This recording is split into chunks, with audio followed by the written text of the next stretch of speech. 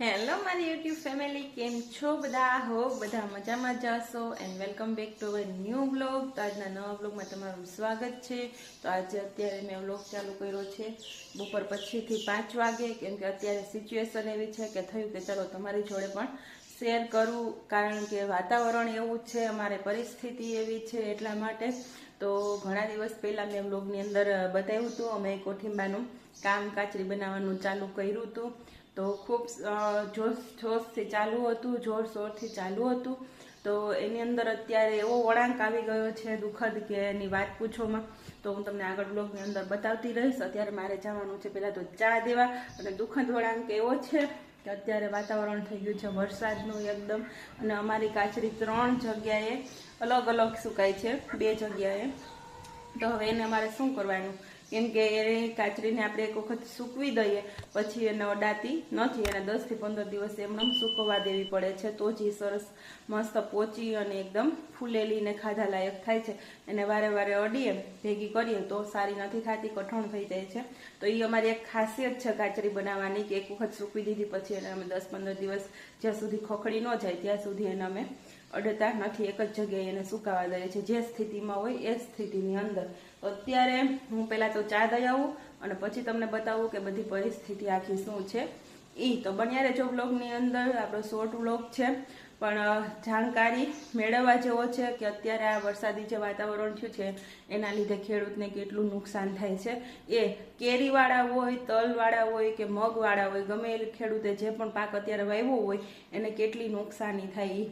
તો જો કેરીવાળાને ઓછો ભાવ આવે તો ચાલે, પણ વેચાઈ તો જાય જ છે. અને તલ કે મગ કે જે કંઈ લીલાડું ખેતરની અંદર હોય તો એને થોડો વરસાદ થાય તો નડતો નથી, વધારે વરસાદ ને એવું હોય તો નડે. પણ કાચરીની અંદર શું થાય ને હું તમને આગળ વાતમાં જણાવું. પહેલાં ચા દઈ આવું, પછી આપણે બ્લોગને પાછો કન્ટિન્યુ કરીએ. તો એન્ડ સુધી બ્લોગમાં બન્યા રહેજો. મારો બ્લોગ કેવો લાગે મને કમેન્ટમાં જરૂરથી કહેજો, અને લાઇક, શેર અને સબસ્ક્રાઈબ કરવાનું ભૂલતા નહીં. તો ફ્રેન્ડ્સ, હું ચા દઈને આવી ગઈ છું, અને અત્યારે એટલા ઘનઘોર વાદળા થઈ ગયા છે કે ખબર નહીં, વિચાર જ કરવાનો રહ્યો કે હવે થાશે શું. કાંઈ એમ માણસ દેશી ભાષામાં કે 10 ફૂટથી બંધ થઈ ગઈ એવું અત્યારે વાતાવરણ થઈ ગયું છે. અને રાજકોટની અંદર, વેરાવળની અંદર બધે જ વરસાદ ચાલુ થઈ ગયો છે ધમધોકાર. અને જે કેશોદની અંદર નથી પહોંચ્યો, વાદળા ખૂબ જ ઘાટા અને કાળા થઈ ગયા છે. વાતાવરણ એકદમ ગમે ત્યારે વરસાદ આવી શકે એવું થઈ ગયું છે. તો મારી કાચરીનું શું થશે ને એ ખબર નથી, કેમ કે એની અંદર જો એક પણ પાણીનું ટીપું વરસાદનું પડી જાય એટલે એ કાચરીને આપણે ફેંકી દેવાની છે. તમે બધું વસ્તુ મેં આગળ કીધું ને એમ, કેરીને તમે વેચી શકો, ઓછો ભાવ આવે પણ વેચી શકો. અને જો લીલા મગ કે તલ કે ઊભા હોય તો થોડો વરસાદ થાય તો એને પણ રહી જાય, નુકસાન થતું નથી. પણ કાચરી વસ્તુ એવી છે કે એકવાર પલળી ગઈ પછી કાંઈ કામમાં આવતી નથી, કેમ કે એની અંદર ફૂગ લાગી જાય, ફંગસ લાગી જાય છે, જીવાત પડી જાય. તો એને પાછી સૂકવીને પછી પાછી વેચવી એ બરોબર યોગ્ય ન કહેવાય. એવો માલ કોઈને અમે ખવડાવતા જ નથી. અમે સ્પેશિયલ ઓર્ગેનિક વસ્તુ બનાવીએ છીએ, એટલે અમે ઓર્ગેનિક રીતે એનું વાવેતર કરાવીએ છીએ, જે મલ્ચિંગ પદ્ધતિથી વાવેતર થતું હોય એવી રીતના, અને એની અંદર પાક સારો એવો આવે છે. હું તમને આની અંદર બધા જે મારી પાસે વિડીયો છે એ મૂકતી જાઉં છું, એટલે તમે જોતા જાજો. તો એકદમ ઓર્ગેનિક બિયારણ જે દાદાએ તૈયાર કરેલું હોય એ આપીને અમે વવરાવીએ છીએ. બાકી બધા જે ખેડૂત મિત્રો હોય અને જે ખેતી કરતા હોય, ખેતીની જેને સમજ હોય એને ખબર હોય છે કે ચોમાસાની અંદર જ કોઠીંબાના વેલા ઉગે, અત્યારે એને આપણે સ્પેશિયલ વવરાવવા પડે છે. અત્યારે ઉનાળાની અંદર ઉગતા નથી, તો એનું મૂંઘામેલું બી લઈ સરસ ઓર્ગેનિક વાવેતર કરાયું હોય છે. જ્યારથી વાવેતર થાય ત્યારથી એની પાછળ આપણે રહેવું પડે છે. ઓર્ગેનિક હોય એટલે એમાં કોઈ દવાનો છંટકાવ કરતા નથી. જૈવિક જીવામૃત જે હોય એ બનાવીને જ એને આપણે જો ખાતર આપવું હોય તો આપી શકીએ. બાકી ઓર્ગેનિક રીતે એમાં પછી આપણે આપણે જે કોઠીંબા થાય પછી એને ઉતરામણ દેવું પડે છે, મૂલી કહીને ઉતારવા પડે છે, એનું એસોટિંગ કરવું પડે છે. એના બાચકા ભરાઈને અમારી ઘરે આવે, અમે એમાંથી એસોટિંગ કરીએ, નાના મોટા અલગ કરીએ છીએ. રાત અને દિવસે પણ અમે કામ ચાલુ રાખીએ, અને રાતે 2 વાગ્યા સુધી પણ અમે કામ ચાલુ રાખીએ છીએ. કેમ કે તમને જાણ જ હશે કે કોઠીંબું ઉતરી જાય પાકેલું હોય ત્યાર પછીથી એક જ દિવસ કે વધીને 2 દિવસ કાચું હોય કઠણ તો રહી શકે. બાકી પાકેલ ચીભડાને તમે કેમ 2 દિવસ રાખો તો પછી વાસ આવવા માંડે, એવી જ રીતના કોઠીંબાની અંદર પણ વાસ આવવા માંડે પાકેલું થઈ જાય એટલા માટે. તો એને અમે રાત અને દિવસ કરી અને ફટાફટ કટિંગ કરી નિમક લગાવી. એમાં બીજી કોઈ જાતની વસ્તુ અમે એમાં એડ નથી કરતા. ઘણાની માનસિકતા હોય છે કે કોઈ એને પોચી કરવા માટે સાજીના ફૂલ વાપરે અથવા તો કે કોઈ ખારો વાપરે છે કે ખાટી છાશ. તો અમારી ઘરે તો મણ મોઢે કોઠીંબા આવતા હોય, તો એમાં એટલી છાશ ક્યાંથી લેવી આપણે? તો કશું જ એમાં અમે નાખતા નથી નિમક સિવાય, છતાં પણ પોચી થાય. એનું કારણ છે કે અમે એક જ જગ્યાએ એને 10 થી 15 દિવસ સુકાવા દઈએ. એનું મેઇન કારણ છે. અમે એને લેતા નથી, અડતા નથી ઈ. તો આવી રીતના અમે રાત દિવસ મહેનત કરીને હવે આ બધી બનાવી છે કાચરી. પહેલી વાર 70 થી 72 મણ જેટલા આવ્યા, બીજી વખત 90 મણ જેટલા આવ્યા અને હમણાં છેલ્લી વખત 120 મણ કોઠીંબા આવ્યા. તો હવે એની બધી કાચરી અમારી અલગ અલગ જગ્યાએ તમે જોઈ શકો છો સુકાય છે. તો હવે એ બધાની વ્યવસ્થા શું કરવાની? આપણે ઘરની અંદર તો ભરીને મુકાતી નથી. એટલે જોઈએ હવે જે થાય એ ભગવાન ઉપર આધાર છે કે જો થોડો વરસાદ થવા દે તો આપણે નુકસાન નહીં થાય, નહીં તો એ બધી જ કાચરી અમારી ફેલ જશે.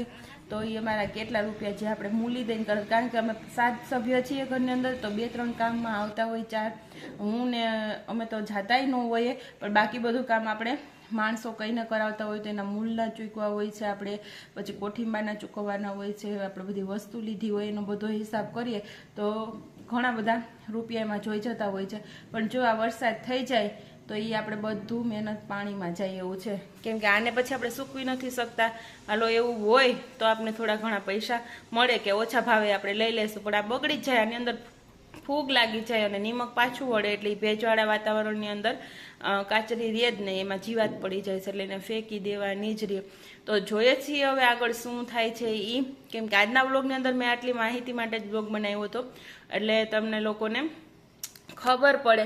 નહીં તો ઘણા લોકો આપણે પૂછતા હોય છે કે અમારે લેવી છે, આપણે એને ભાવ કહીએ તો એમ થાય કે ઓહો એટલો ભાવ, એટલો તો કાજુ બદામનો ભાવ નથી. પણ આ વસ્તુ બનાવવાની અંદર મહેનત લાગે છે અને પ્યોર ઓર્ગેનિક મળે છે. જે લોકો ઓર્ગેનિક વસ્તુ ખાતા હોય ને એને ખબર હોય છે અત્યારે ઓર્ગેનિક વસ્તુની ડિમાન્ડ કેટલી છે એ. અને એક નવો બિઝનેસ ચાલુ કર્યો છે, એ મારે આગળના વ્લોગમાં બતાવવાનું હતું, પણ એ તો હું બતાવતા ભૂલી ગઈ. કેમ કે ભૂલી તો નથી ગઈ, પણ મેં વ્લોગ જ હજી ત્યારનો એ કોઈ નથી કર્યો. ત્યાર પછીનો આ પહેલો પાછો વ્લોગ છે. જ્યારે અમે કોઠીંબાની શરૂઆત કરી હતી, વાણીએ મુહૂર્ત કર્યું હતું ત્યારે મેં વ્લોગ બનાવ્યો હતો. ત્યાર પછી આ પાછો વ્લોગ છે. એટલા માટે તો અમે પ્યોર કેસુડાના સાબુ બનાવવાનું ચાલુ કર્યું છે, જે એકદમ પ્યોર ઓર્ગેનિક છે ઈ. તો અમે કેસુડાના સાબુ પણ બનાવીએ છીએ અને લીમડાના ને એલોવેરાના ને બધા બનાવ્યા છે. પણ હવે વચ્ચે અમારે કાચરીની સિઝન આવી ગઈ એટલે પછી અમે એ કાર્યક્રમ બધો બંધ રાખ્યો હમણાં, ને કાચરીનું કામ ચાલુ છે. અને આવું એક વખત ને અમારું દર વર્ષે થાય. પોરે મેં બતાવ્યું હતું મારા આગળના વ્લોગ, તમે પોરનો જોઈ લેજો આની પહેલાનો. એમાંય મેં કાચરી ફેંકી દીધી હતી ને એ બતાવી હતી તમને. એટલે તો લોકોને એમ ન થાય કે આ ખોટું ફાંકા મારે છે વ્લોગની અંદર, હું બતાવું છું. તો અમે કાચરી ફેંકી દીધી હતી અને આ વખતે જો શું થાય છે ને એ પણ હું તમને બતાવીશ જ. એટલે કોઈને એવું ન લાગે કે આ ખોટું બોલે છે કે બસ વ્લોગમાં બતાવવા માટે કે વ્યૂ મેળવવા માટે, એવું કશું નથી.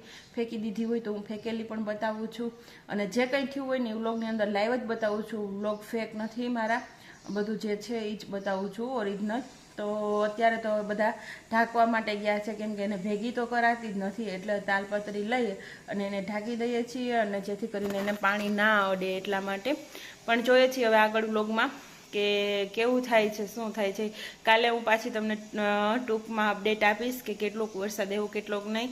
અને જો વરસાદ આવશે તો તમારા માટે હું વિડીયો તો બનાવી જ લઈશ બતાવવા માટે કે કેટલોક અમારા કેશોદની અંદર વરસાદ છે એ.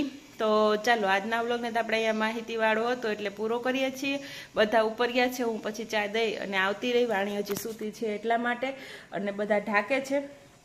5-6 જણા છે, બા ને મમ્મી ને 2-3 અમારે જે અહીંયા કામે આવે છે જેન્ટ્સ, ઈ ને કૃપાલ ને પપ્પા ને બધા લોકો ઢાકે છે. તો હું તમને થોડીક વચ્ચે ઢાકેલી છે એ પણ ચલો બતાવી દઉં છું. તો આવી રીતના મેં ઢાંકી અને પછી એમાં બધું મસ્ત કરી દઈએ છીએ, પણ પછી ભગવાનની ઈચ્છા જેવી હોય એવી.